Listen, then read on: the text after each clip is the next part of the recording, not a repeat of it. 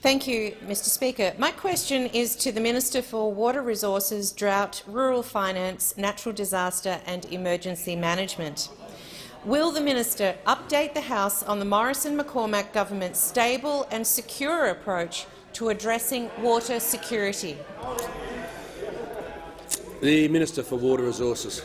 Well, thank you, Mr Speaker, and can I thank the member for Mallee for her question and her deep understanding of the importance of water to sustain life and lifestyle in her own electorate. And as we work our way through one of the most severe droughts in our nation's history, it's become more evident than ever the importance of leadership and investment in water infrastructure. It's important to understand that it has never, ever been the responsibility of a federal government to build a dam or a pipeline.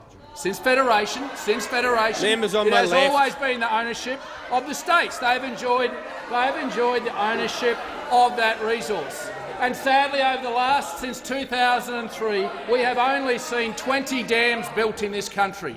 16 of those have been in Tasmania because of the leadership of the Liberal government in Tasmania.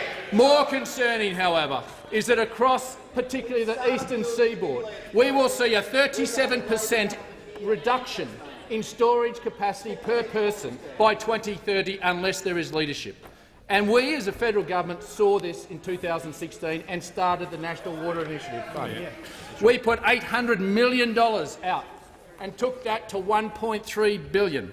Couple that with $2 billion from the Regional Investment Corporation, which those opposite voted against, I might add. And only last week, the Deputy Prime Minister announced the National Water Grid, because we needed to show the leadership to the nation that's required to build the water infrastructure to sustain life and lifestyle, not only in agriculture but in urban Australia. We had a critical junction. It took leadership to stand up and to stand with the states and say it is time to act and deliver. Sadly, we saw Victoria today say we don't want to build a dam because we don't think it's ever going to rain again. Right. Well, now is the time to build the infrastructure when it's dry.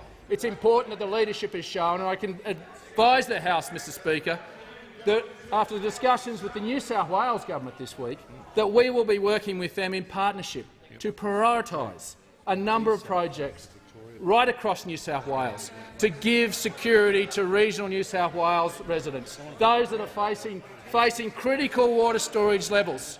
And the Deputy Premier himself gave an undertaking that he has stand shoulder to shoulder with those communities to make sure they do not run out of water, but he has shown leadership with this federal government to say we will build the water infrastructure of the future, to future-proof the population growth, to future-proof our regional and economic growth. This is an important milestone in our nation's history that we now have leadership from states that are going to work shoulder to shoulder in sustaining this precious resource for our lifestyles and our lives.